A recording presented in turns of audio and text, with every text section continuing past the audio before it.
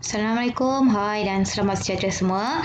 Okey, kita masih lagi dalam bab 2 iaitu zaman air batu. Okey, jadi hari ini cikgu akan habiskan dua topik terakhir dalam bab 2 ini iaitu 2.5 perubahan zaman air batu akhir dan 2.6 kesan perubahan zaman air batu akhir. Okey, sebelum cikgu terangkan secara lebih detail, cikgu nak tunjukkan apakah fenomena ataupun kejadian yang berlaku baru-baru ini. Kejadian ini berlaku pada tahun ini, pada tahun 2021. Okey.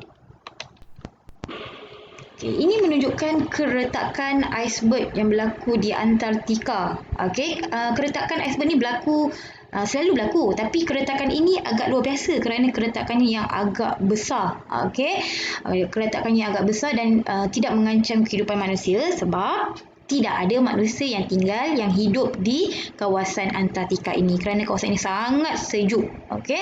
Tetapi kejadian ini sangat membimbangkan. Jika ia berterusan, ia akan memberi kesan kepada dunia kita. So ini ada kaitan dengan apa yang akan awak belajar pada hari ini.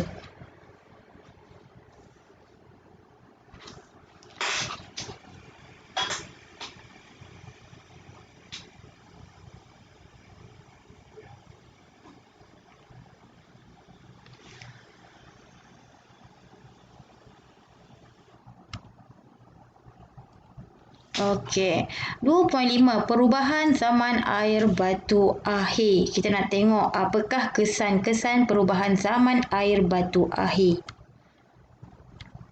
Peningkatan suhu pada zaman air batu akhir iaitu pada zaman Holosen memberikan kesan kepada bentuk fizikal bumi dan kehidupan di bumi. Kehidupan ni termasuklah kita, manusia, haiwan dan juga tumbuh-tumbuhan. So, apa yang berlaku ialah kecairan air batu. Kecairan air batu ni berlaku sebab apa? Sebab peningkatan suhu. Jadi bila berlaku peningkatan suhu, ais mencair dan ia memberi kesan kepada bumi dan juga kehidupannya. So ada 7 kesan terhadap bentuk fizikal dan kehidupan di bumi. Kesan yang pertama, sebelum tu kamu boleh rujuk buku teks kamu muka surat 36 dan 37. Kesan yang pertama ialah berlaku glacier iaitu kecairan air batu. Berlaku kecairan air batu. Bila berlaku kecairan air batu ni, salji ataupun ais yang ada di gunung tu, dia akan mencair. Ada dua bahan yang dia bawa daripada kawasan gunung semasa menuruni tanah tinggi tu. Dua bahan itu selain bawa air, dia juga bawa batu dan juga tanah. So, ini memberikan kesan. Kesannya apa? Berlaku perubahan wajah dan bentuk fizikal bumi.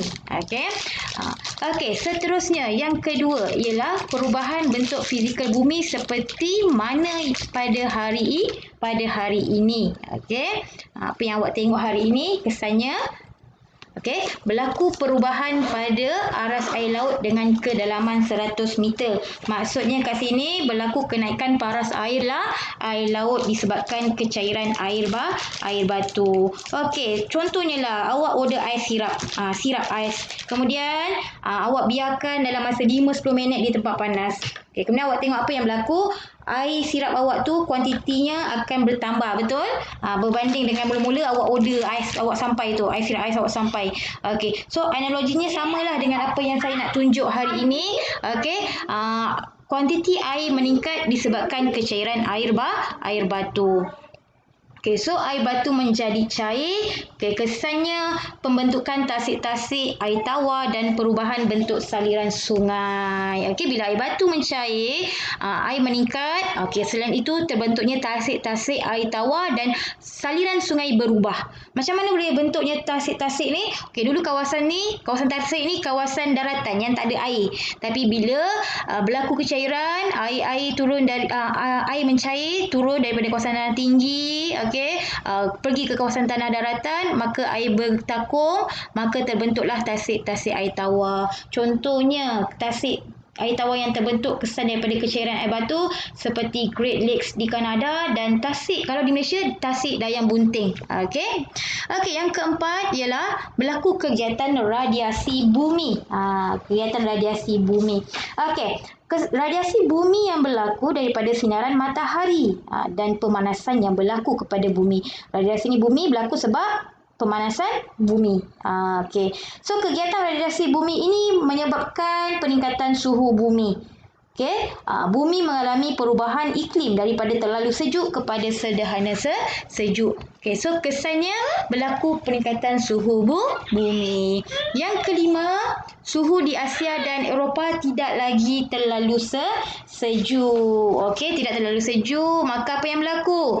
Kesannya pergerakan manusia keluar, berhijrah daripada benua Afrika dan manusia beransur-ansur tinggal di benua Eropah dan Asia kerana kawasan ini tidak lagi terlalu sejuk. Manusia nak sesuaikan dengan keadaan semasa, okey, berbanding dengan zaman dahulu yang sangat sejuk. Okey, yang keenam, perubahan iklim semasa zaman Holosen. Okey, apa kesannya? Okey, perubahan iklim semasa zaman Holosen telah memberikan kesan kepada manusia. Manusia perlu menyesuaikan aktiviti harian dengan perubahan iklim. Okey. Dan yang terakhir, kepupusan haiwan seperti mamut, sloth dan harimau bertaring panjang. Kebanyakan haiwan yang berbulu tebal, haiwan besar ni telah mengalami kepupusan kerana salah satunya tidak dapat menyesuaikan, sebabnya tidak dapat menyesuaikan diri dengan keadaan semasa yang mana suhu bumi dah tidak terlalu sejuk. Okey, seterusnya kita pergi kepada 2.6. Kesan perubahan zaman air batu akhir di Asia Tenggara. Okey, kenapa kita fokuskan kepada Asia Tenggara? Okey, kita sekarang duduk di mana? Kita tinggal di Malaysia, betul? Malaysia ni salah satu negara yang terletak di kawasan Asia Tenggara. So kita nak tengok apa kesannya kepada Asia Tenggara. Okey. Okey, sebelum tu, bila sebut Asia Tenggara, okey, kamu akan jumpa perkataan pentas Sunda. Okey, apa yang pentingnya pentas Sunda ni? Kamu kena tahu dulu apa itu pentas Sunda. Kamu kena fahamkan dulu apa itu pentas Sunda. Okey, pentas Sunda ni merupakan kawasan tanah rendah di antara pulau-pulau di Asia Tenggara yang suatu masa dahulu merupakan daratan luas yang boleh dilalui dengan berjalan kaki. Boleh dilalui dengan berjalan kaki sahaja. Okey, di mana kawasan-kawasan itu terdiri daripada kepulauan Sumatera, Jawa dan juga Borneo. Okey. Dan ketika itu manusia yang tinggal di kawasan pentas Sunda ni dia berkongsi tamadun yang sama. Okey, apa yang mereka kongsikan? Mereka berkongsi budaya yang sama, mereka kongsikan kepercayaan, asal usul, okey, budaya, semuanya lebih kurang sama. Okey. So hari ini kawasan pentas Sunda itu kita kenali kawasan itu dengan negara Malaysia, ada negara Indonesia, Thailand, Filipina, Burma, Singapura, Myanmar. Okey. Sebab tu kita tengok kenapa kita rakyat Malaysia kita mempunyai ciri fizikal, rupa bentuk. Kita mempunyai bahasa yang lebih kurang sama dengan orang Indonesia, orang Thailand dan sebagainya. Kerana sejarahnya sebelum pentas Sunda ni tenggelam, kawasan ni mereka berkongsi tamadun di kawasan yang sama, iaitu kawasan pentas Sunda. Jadi bila tenggelam maka manusia telah terpisah. Okey, tidak lagi boleh berjalan kaki untuk daripada satu tempat ke satu tempat. Okey. Okey, seterusnya keadaan pentas Sunda pada zaman air batu akhir. Okey, ini rupa bentuk Asia Tenggara sebelum zaman Holosen.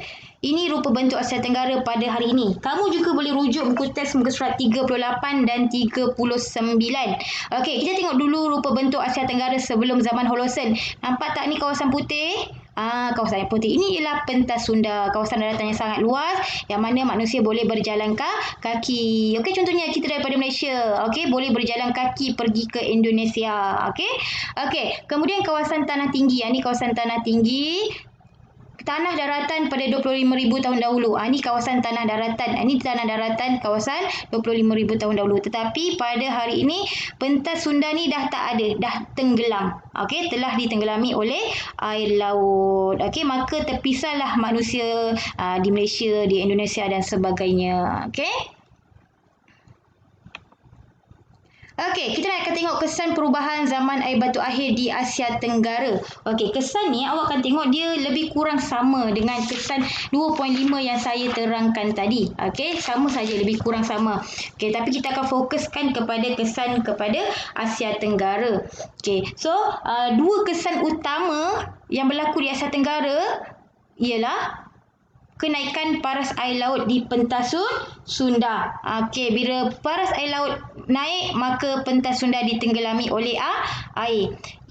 Okey, yang kedua kesan utamanya berlaku pergerakan manusia di sekitarnya. Manusia terpisah. Okey.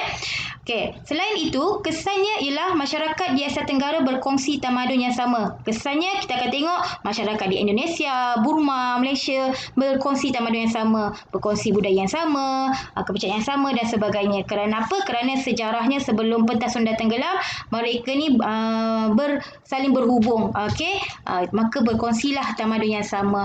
Dan yang kelima berlaku pembentukan sungai dan tasik. Macam saya ceritakan tadi, kawasan-kawasan daratan yang ditakungi oleh air kesan daripada kecairan air batu, maka terbentuklah tasik.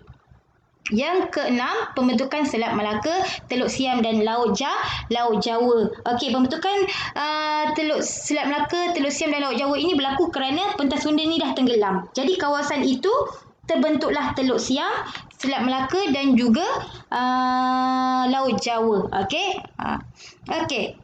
Seterusnya, kawasan di Asia Tenggara dihuni oleh mamalia bersaiz besar dan sederhana, dan terdapat juga kepupusan beberapa spesies binatang seperti stegodon dan juga dubuk yang bersaiz besar. Binatang bersaiz besar yang berbulu tebal dan sebagainya telah mengalami kepupusan. Okey. So ini kesan perubahan zaman air batu di Asia Tenggara. Okey, so apa yang berlaku? Apa yang menyebabkan berlaku perkara-perkara tersebut? Okey, macam yang mula tadi saya terangkan, berlaku kerana suhu dunia meningkat, suhu bumi panas. Okey, apakah faktor peningkatan suhu dunia ini? Yang pertama, kerana kegiatan perindustrian, pembebasan asap-asap oleh kilang-kilang. Okey. Yang kedua, berlakunya pembakaran minyak daripada enjin kenderaan. Semakin banyak kenderaan, semakin banyak pelepasan asap-asap daripada enjin kenderaan. Okey, seterusnya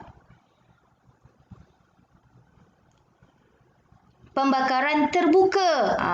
Pembakaran terbuka, berlaku contohnya bakar sampah, bakar hutan, dan juga penebangan pokok atau pembalakan haram. Ini akan mengurangkan kadar oksigen di bumi ini. Okey, jadi apa yang kita perlu buat untuk menjaga alam sekitar, untuk menyayangi alam sekitar dan juga untuk menghargai alam sekitar? Yang pertama, kita mestilah mengamalkan kitar semula. Okey. So, dengan kita mengamalkan kitar semula, kita dapat mengurangkan sisa pepejal yang dihantar ke pusat pelupusan dan seterusnya dapat mengurangkan pembebasan gas metana. Gas metana ni dia boleh memerangkap karbon dioksida dalam atmosfera yang boleh meningkatkan suhu bumi. Okey, yang kedua, menggunakan air dan elektrik secara berhemah, berjimat cermat. Okey, kalau nak beli barang elektrik, pastikan ada bintang yang banyak. Cuba awak cek barang-barang yang ada dekat rumah awak, kipas, aircon, peti ais, berapa bintang. Semakin banyak bintang, maka semakin jimat elektrik. Okey, kalau kita dapat menyeimbangkan sumber tenaga, kita dapat mengurangkan pembebasan gas rumah hijau.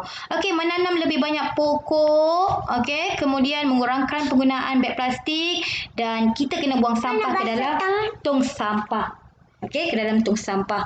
Okey, seterusnya, kenapa kita kena jaga dan memelihara alam sekitar? Kita kena jaga, melihara dan memelihara alam sekitar kerana yang pertama, untuk mewujudkan kehidupan yang sihat dan juga sejahtera. Alam sekitar yang bersih membolehkan kita menikmati udara yang segar dan hidup yang selesa, sihat dan sejahtera. Yang kedua, mengekalkan flora dan fauna. Kebersihan alam sekitar dapat menjamin keseimbangan ekosistem flora dan fauna sekaligus mengekalkan kewujudannya. Menjamin sumber makanan. Okey, hidupan laut contohnya macam ikan, udang, sotong merupakan sumber makanan kepada manusia. Kalau berlaku pencemaran, ia akan mengurangkan sumber makanan ini. Yang keempat, mengelakkan pemanasan global. Okey, tumbuh-tumbuhan dan pokok-pokok hijau berperanan mengurangkan kesan pemanasan global. Sebab tu kita kena tanam lebih banyak pokok. Okey, penjagaan alam sekitar sangat penting untuk mengelakkan pemanasan suhu bumi. Okey, dan yang terakhir mendapat sumber air yang bersih.